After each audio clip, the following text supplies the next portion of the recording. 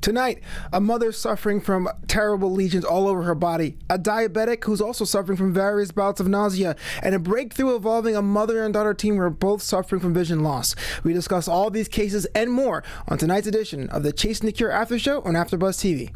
You're tuned in to AfterBuzz TV, the ESPN of TV talk. Now, let the buzz begin. Oh. How's everyone doing out there? Hey guys, how are you? How are you? How are you? Chasing the Cure, the After Show. My name is Flobo Boyce. Thank you so much for having us part of your live and second screen. Chasing the Cure is on week 4 of this crowdsourcing amazingness. We're going to get to all the cases tonight and even have more information with a new segment and special segment. Before we get to all that, let's introduce my co-host today. She is a correspondent at Black Hollywood Live and AfterBuzz TV, Miss Sierra Stafford. How you doing? Woo, I'm doing good.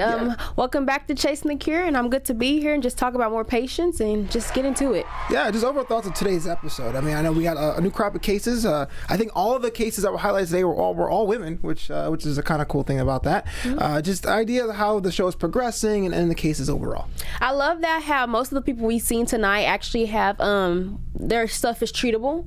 We have people that came back like Delaney and Debra that they have a cure for them as well. So I like that tonight's episode we saw a lot of results, a lot of positive results. Some are still kind of stagnant, still trying to figure out, but it's a possibility that it'll be a good turnout. So I feel like we got a lot of good answers. Yeah, for sure. To me, it was kind of it was definitely a better episode. I felt like they did a little less of the crowdsourcing room a bit. You didn't see Dr. Pickney in there as much. I'm not sure if that's like a conscious effort. Just the nature of the cases here was not presented as much. But I don't know. Do you want more of that in more episodes or less of that? Honestly, I liked it. Having less of the crowdsourcing room? I mean, not saying less. I mean, obviously, I feel like it is beneficial. It does matter for the show, but it didn't bother me that I didn't see it as much this episode. Yeah. Because I felt like we got to see more of the patient. We got to see more of them just talk with the patient on the couch, the couch setting. And like I said, remember last time I said sometimes the show does so much, like they jump from this to this to this, and I'm like, okay, wait. Yeah. So I liked it. I think it made the show just smoother and make us, more focus on one person. Yeah, I'm glad it the same way you were saying. I know the discussions without having the crowdsourcing room kind of made it have a bit more gravitas, once you have the patient and their story and then you have like people saying, I think they have this or that, it had like this almost like this like churn about it. It's like what is the diagnosis? What is it? Yeah. Like who's right? Right. Who what? Is right? Are we believing the doctors or are we believing the fans or like what's happening? The fans? Or not the fans, but I got you. Yeah. They not have, the fans. Posters at home, yeah. You guys know what I mean. Our first case was Miss Mallory. She is a mother from Michigan. She had a lot of painful lesions all over her body. It seemed that it came overnight during her pregnancy. One was on her mouth, but then it kind of spread to her face and body. And because of her suffering, she actually gained 100 pounds. Just that the idea of being a mom and one day you're active and one day you're not must be pretty hard. But she was also suffering from brain fog. Yeah. My thoughts about that, about her case. So starting off the fact that she first found this out when she was 8 months pregnant. So that alone, that's scary. It's her very first pregnancy and this is what you go through. This is the result of that. Luckily, she had her son. He's healthy. He's okay. But the doctor said that she might have Behçet's disease. Yeah. Atypical Behçet's disease. Yeah. The typical, and then she needs to get if I'm saying this right, pathargy test? Sure. Pathargy test. So, and the deep tissue biopsy. So she has a lot, like I said, this episode we've seen a lot of cures. We actually seen, some stuff they can do. So we actually got a lot of results from her, but just to see the lesions and just everything on her body, it's like, I know she's in pain. Oh, absolutely. And it just looks horrifying. And we do see this with other patients too, how they're relying on their core network, their family to make sure they can, make sure they can like mitigate their pain and whatnot. But to me, it was kind of telling that even during her interview, it was like, I want to continue, but I need to go to the ER right now. And she looks pain, yeah. Yeah, she was totally pain. So Behçet's disease is one of those things that it seemed for a second there it was a hard diagnosis, like, oh, it's definitely Behçet's, but she definitely had what was called atypical Behçet's, was because her lesions were a different pattern and they were affecting her differently. Just an idea about that, like, that must be really frustrating too. We'll get to that later about the diagnosis odyssey, but like having a diagnosis and you think you're on the right path, but then it's always like, well, there is a bit of overlap to other different diseases as well. I mean, that must be, how does that feel for like your morale when someone goes, I think we have an idea what you have, but you're still a little different. Well, I think honestly that's what all these patients or people have been going through on the show. They went to the doctor, or some either couldn't get an answer at all, or it's like, okay, you have this, but this led to that led to, it's just a trickle effect. So I feel like we actually get that not just with Mallory, but with everyone.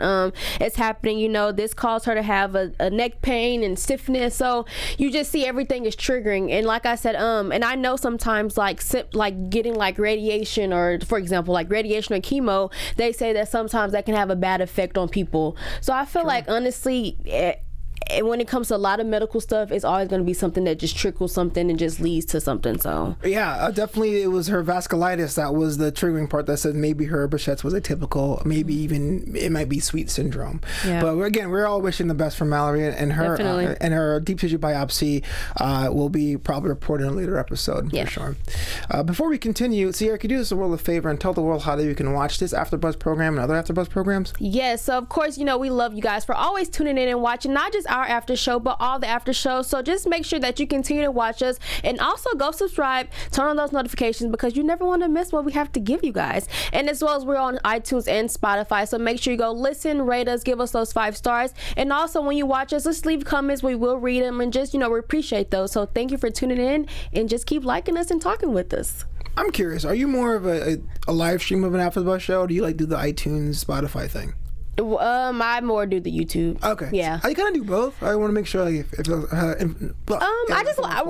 me, I just like a visual. Yeah. So I feel like it depends, because some people, you might like to listen when you're in the car. Yeah, absolutely. At work, you're trying to sneak, sneak and listen to us. Very, very hard. We'll talk about. We won't tell. Yeah, we won't tell. Our next case was definitely the mother-daughter story of Debra and Delaney. They were in a previous episode. They were both suffering from rapid eye loss, eyesight loss. In Debra's case, she was completely blind, and Delaney was actually having a bit of a decrease of her vision. She can only see 6 inches in front of her. Last week, they said it might be a possibility for a synthetic cornea transplant. We're like, wow, it's going to be great. But there was a breakthrough today. We want to go in more detail about that? So, I do want to go back real fast and say that in the beginning, they were trying to help Delaney before it got bad. Correct. But it was already too late, as we saw. So like you said, she had to get the cornea transplant, which will help restore her near vision. So that's good for her. And as well as so they were actually the 7th and 8th person to ever have the disease that they have. Yes, so they were actually happy about that, because like you say, like the doctor was saying, no one has ever had the disease. You guys are the only one. So to find out that there are other people out there with that similar disease, it made them very happy. And then the fact that they know they have a cure, it's not deadly, it's not a fatal. They said it's not a fatal disease what they have. So that was a huge celebration for them as well. So their story is really getting, we're getting deep, we're getting answers, and it's good answers. So that's really good. Yeah, that must be telling to be in such a space where you think you're the only person on the planet with something, when someone actually diagnoses you with a disease and you have relief, right? Yeah. That was one of the things there. This was one of the issue of diagnostic odyssey, what they were talking about, how if you have such a rare condition, you have run through gamuts of tests and treatments, you don't know what you have, and that uncertainty was definitely weighing on both of their minds.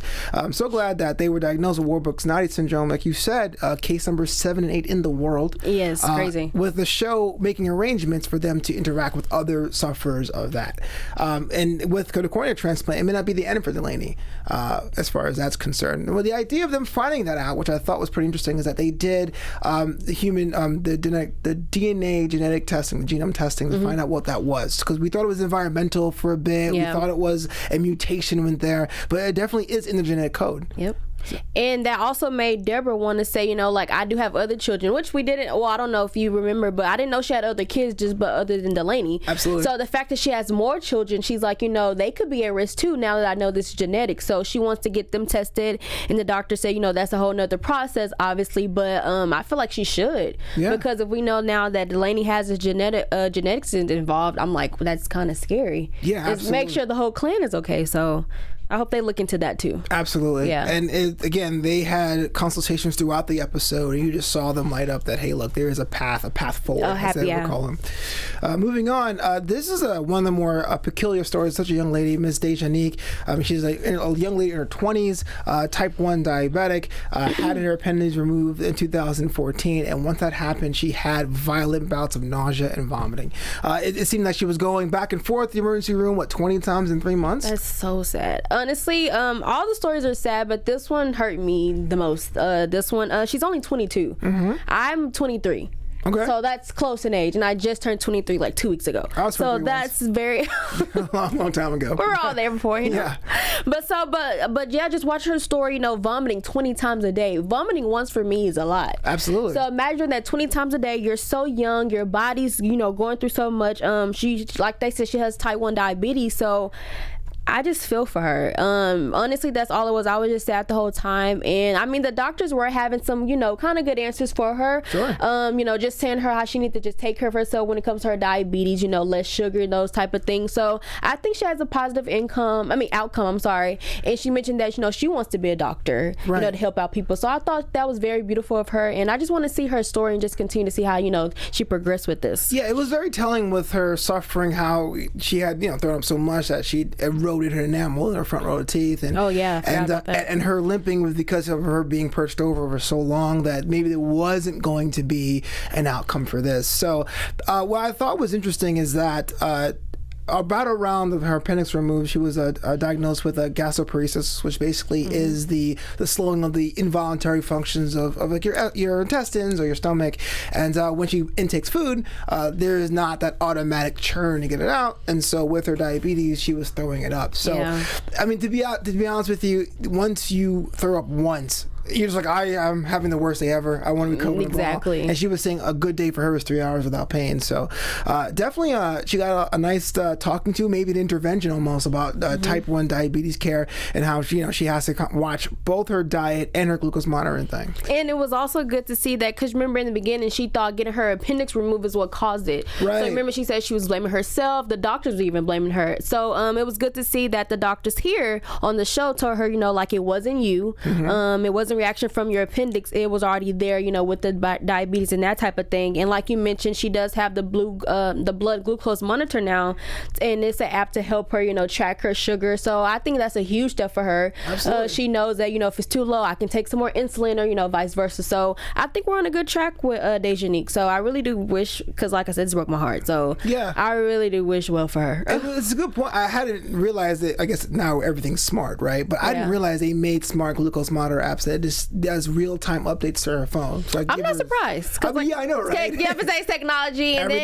diabetes is coming. Sure. I mean, of course, it's like, let's find emotion. Like, girls even have women apps that we can use. So I'm not women surprised. Apps? I'm sorry. Women for women. I thought the apps had genders for a second. But yeah, that makes sense. Sorry, for women needs, health needs. There are apps out there, so it didn't surprise me to know that there was an app for that. So yeah, for sure, it gives her more and more power to make sure her diet's in check. Take care of herself. Yeah, and speaking of updating, Quintell got an update. We saw her last week. She was the social media influencer that was a cancer survivor, but due to her radiation therapy, the muscles inside of her jaw deteriorated, and she lost a bunch of her teeth. And so for a while there, she was wearing fake veneers and all that, and she was coming forward to say, "Hey, look, this is how I truly am." It was kind of a cool idea to come forward, but what I've noticed with situations like Quintell is that people come out in droves and say, "Hey, look, you're an inspiration. I mean, you're doing something that I may be suffering, or I know is suffering with as well." There was one lady, I think her name was Denise out of Texas, who was saying, "Hey, look, you're an inspiration." Yeah. How is that? Remember last time I said that? Remember you asked me, like, you think coming out will help her or harm her, with her social media, and I said, I think it will help her. Sure. And because, like I said, you have all these people that follow you. You never know what anyone is going through. And like I say too, you want your social media page to be influenced, and so you sharing something, one of your most vulnerable true moments, will open your audience even more. And like you said, you had a whole person that was going through something similar and they related. So I'm glad that it worked out, because some people are mean too. You have those mean, cruel people that are like, "Oh my gosh, you've been scamming us, catfishing," but it's not about that. It's a bigger purpose, and you never know what you would do if you were in that person's shoes. Right. So I'm just glad that she got people supporting her. Fair. Yeah. I thought it was kind of cool that they said half the cure is the support. Once you find other people that are suffering, or you're inspiring other people, that helps your psyche and morale as well. It's already painful enough going through it, so to have people to lift you up through it is cool. Following that was one of the more complex cases about Joe, a middle school teacher, active runner, ran 20 miles a week, in one of the best shapes of her life, married, had a nice loving family, but one trip to California had severe ab pain, and it somehow deteriorated, and she had her gallbladder removed. She can't feel the skin on her legs, and they don't sweat. It just seemed like it was a progression of deteriorating. Hair doesn't grow there. It just seemed like it was pretty rough. Just thoughts about that idea. When the people, granted, disease is going to afflict anybody, but especially when you're active and you think you're doing everything right, quote unquote, and something affects you. Just let me go through your mind there.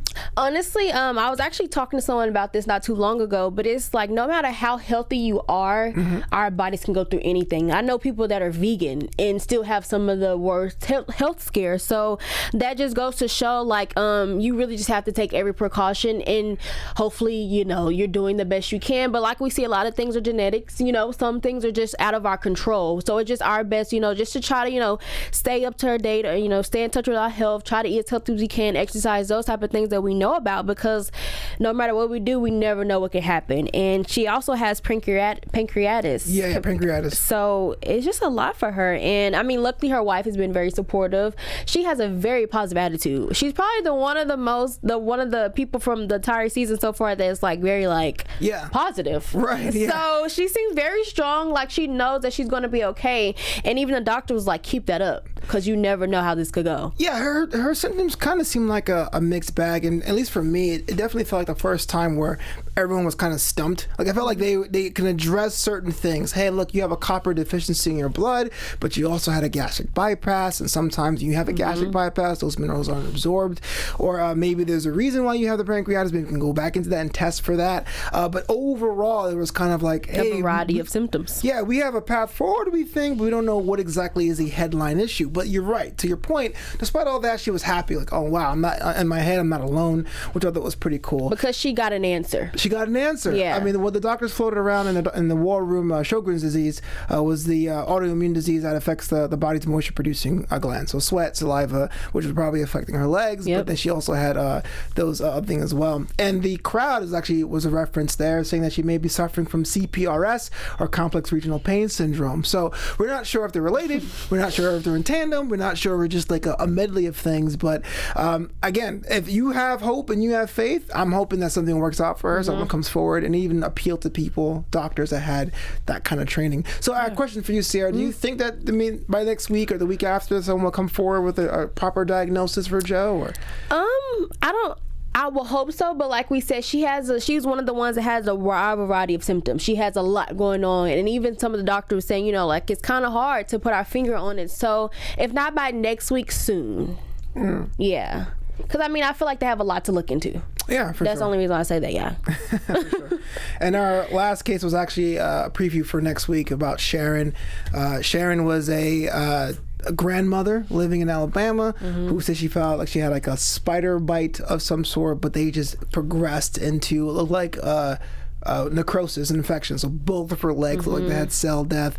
We're gonna get more of a backstory in there, but that just kind of puts it in perspective how you may think something may be nothing. Don't worry about it. And it was funny because we were watching the show in the studio, and just related. I got bit by a mosquito, so I heard that story. I got really freaked out. Like, oh my god! Now I have to go to the hospital. But not to make light of it. But the idea is something very, very small and insignificant can progress to something more intense. I mean, but usually spider bites do get serious. Worse than the mosquito, obviously, but for sure. But so I mean that could have been it, but like you saw her, if you seen her leg watch the show, it was definitely way more, and the wounds have not healed. It kept getting worse and worse and worse. So I'm really kind of interested to see her story, because it's like, what started this? What was the trickle effect for this? So and like she said, she has a 23-year-old daughter who has a son, and she feels like her daughter's so young, taking care of her, she feels like her daughter can't enjoy her life. So absolutely. I know that's tough for a mom too. And she was like, I wish I can switch roles. So it's just crazy. So I just really hope we can figure out what it is. Yeah, definitely. It wasn't just localized either. It had spread to both legs too, and it went down to the tendon. The doctors themselves, and a preview for next week looked like, well, we got to put our heads together, find out what was going on. We're wishing them all of our cases tonight the best. Definitely. Moving on, it's now time for our news segments. Yeah, let's tell the world something that be kind of informative. Yeah, so of course, you guys, I have to give you all the facts. We want you guys to be healthy and happy. So the first fact I have for you guys, if we can bring it up a little more. Okay, so as we all know, exercising is very important for the body, but I have a little fact for you. So exercising regularly can increase your lifespan by keeping your DNA healthy and young. So I don't know if you knew that. I did not know that. Yeah, so we knew it was a healthy, but it can also increase your lifespan and keep your DNA healthy and young. So I'm going to start exercising more with that fun fact. So I have another one for you guys. Sorry, 1 second. You're fine.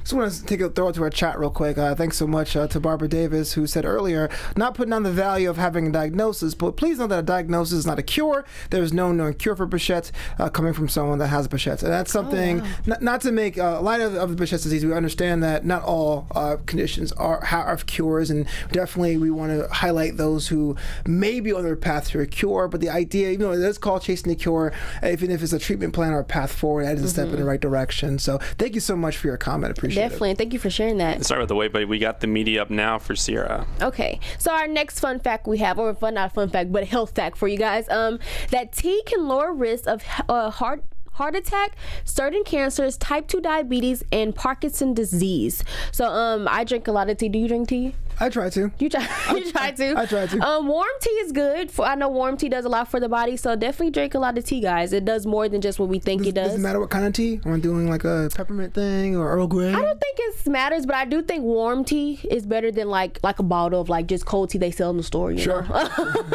And then, which I know you guys probably know that plastic can be very harmful to us, but repeatedly using plastic water bottles can release chemicals into your water. Okay, yeah. So we know plastic can be very harmful. I know that a lot of people turn to metal now, even metal straws. So definitely try to watch your plastic intake or things that contain plastic, guys. So yeah, those are my little facts I have for you guys. Oh, appreciate that. Stay healthy.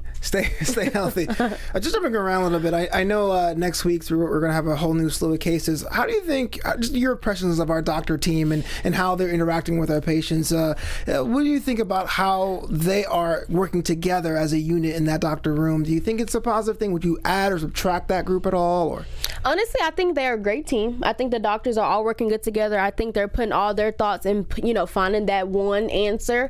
Like we mentioned before, I do think having all the diagnostics or what it could be can get confusing.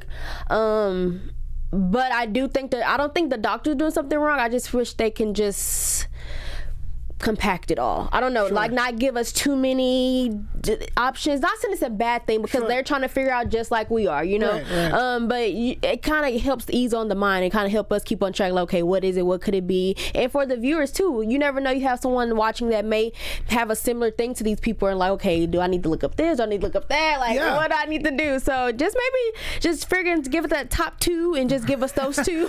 Absolutely, it's always good to give different levels of explaining the cure and not go too intense with your diagnosis. I mean, nothing is wrong with information. Please don't get me wrong. No, absolutely but not. Obviously, everyone is not the right one, Right, so right. just. Yeah, sometimes they get, and it shows they're passionate about your jobs. There's times they rattle off like very disparate, and it's not their clothes, like very disparate conditions and diseases, and you're just like, well, which one is it? And they say which one? Because they all sound right when they talk about it. Right. which even puts to the point of how complex this can be. These symptoms kind of overlap, especially in Mallory's case. They were saying that there was Behçet's and also sweet disease, and even though they overlap a bit. Yeah, that makes sense. Yeah. Yeah, for sure. Just moving on. Now let's have our special segment. It's now time for tools of the cure.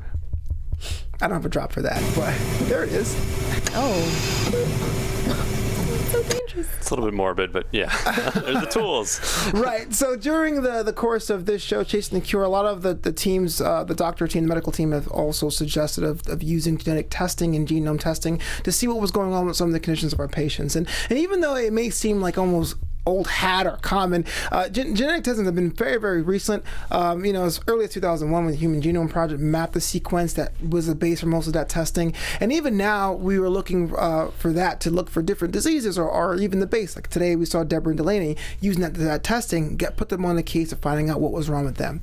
We've even seen that nowadays with almost in a preventative measure with using DNA sequencing to look at screenings for future diseases for even healthy people, which is another application for such a thing. And even though the way we're testing using sequencing tends to evolve, it may be seeing more and more when it comes to one of our tools of the trade when it comes to medical professionals. Cool. Yeah, isn't that awesome?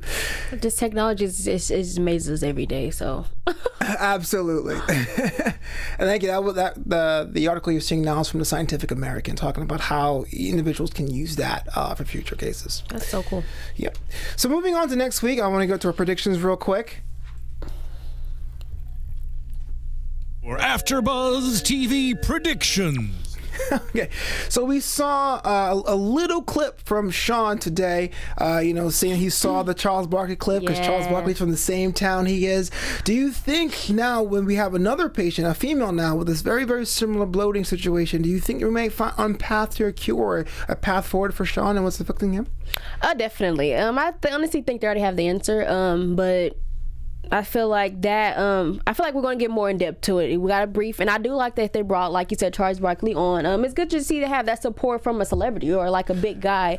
So it's cool if they can do that more for the other patients. Just have that support, or you never know, somebody may be going through something similar, and it's like, oh wow, like this big person is like have a similar issue or know someone. So yeah. But with Sean, I think we'll see more. Yeah, I really felt his first time when he was on, it was very, very quick. It was like, it was very brief. Yeah, I have this problem, but then now we have a second patient with that. There's a possibility for that. And as far as the crop of new patients next week, is there any kind of like, not to say you're like rooting for someone, but is there kind of like a character or person or a condition that you want to see more of? Maybe you want to see more in the light? Honestly, everyone, but I really I would say Shaniek because, like I said, she touched me the most, but I think they have a good answer for her. Mm-hmm. So I guess other than her, Sharon.